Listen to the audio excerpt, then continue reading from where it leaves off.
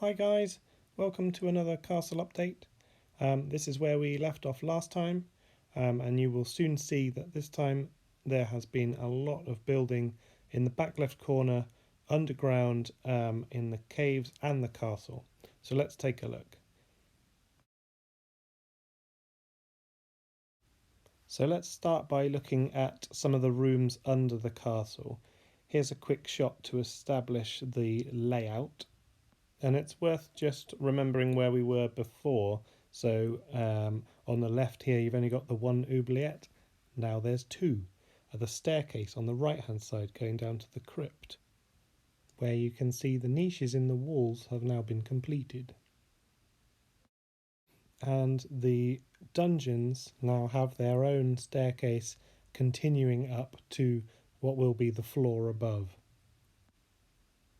So speaking of above, I've made this level platform out of 16 by 16 Technic plates, which you can see here. Essentially, this just sits on top and means that you can lift the entire castle, which will sit on top of here, the keep. You'll be able to lift that off and see the floors underneath. You can see here on the front that I've made it match so that it will essentially be invisible and you won't be able to see the join in the castle wall. Now, talking of the castle wall, you can see that the rock has actually been topped out and the wall has appeared. So soon we can make a very real start on building that wall nice and high. Now, here's a view of the waterfall. You can see the point at which the water leaves the castle through that hole in the wall with the grate and then falls down to the plunge pool below, which I've now built this little rock in as well, which I think gives it some life. Okay, the next big thing to talk about is the top of the stairs. There's a little cave with a building on the top. This wasn't here in the last episode. Here you can see the way down the stairs through that cave under this building that will allow you to get to the cave system underground.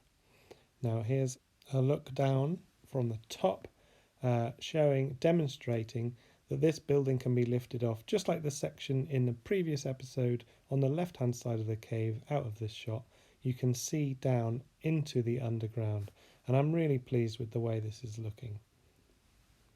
Just under here is a little bit more storage space for the building above. And here's just some more shots of that staircase going down underneath the building, and here from inside the cave climbing back out from under the building. So just for completeness, here's a shot from the side as well. Now then, I like the idea of these removable panels so much that I have included a third. Now this has barely begun, but this will be another access patch to the tunnels underground. And over here, it looks like a tunnel has been started, possibly people trying to dig to rescue prisoners trapped in the oubliette.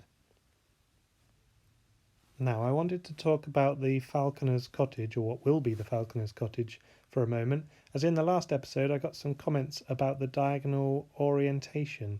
So I just wanted to talk a little bit about how this is achieved. It's only attached in two corners.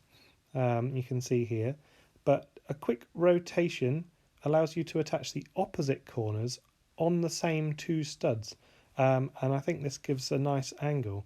I'll demonstrate the same thing here with an animal. It's attached straight on, but then a quick twist and you attach the opposite feet on the same two studs, and now we're off grid at an angle. So I think this is a really nice way of achieving an angle in your build. It's certainly a really useful technique and worth remembering. Right, here's that same animal wearing something peculiar around its neck. I was trying things out, and I think I want this head mounted on the wall of the Great Hall of the castle. I've not seen anyone do this in a castle mock, and I think it's a really cool idea, so I'm going to give it a go. Let me know what you guys think. Hopefully there'll be more to share on that idea soon as we start to build above these dungeons. I'm looking forward to sharing all of that and more in future episodes, so do please stay tuned, guys. And all that remains to be said is thanks for watching, and I'll see you next time.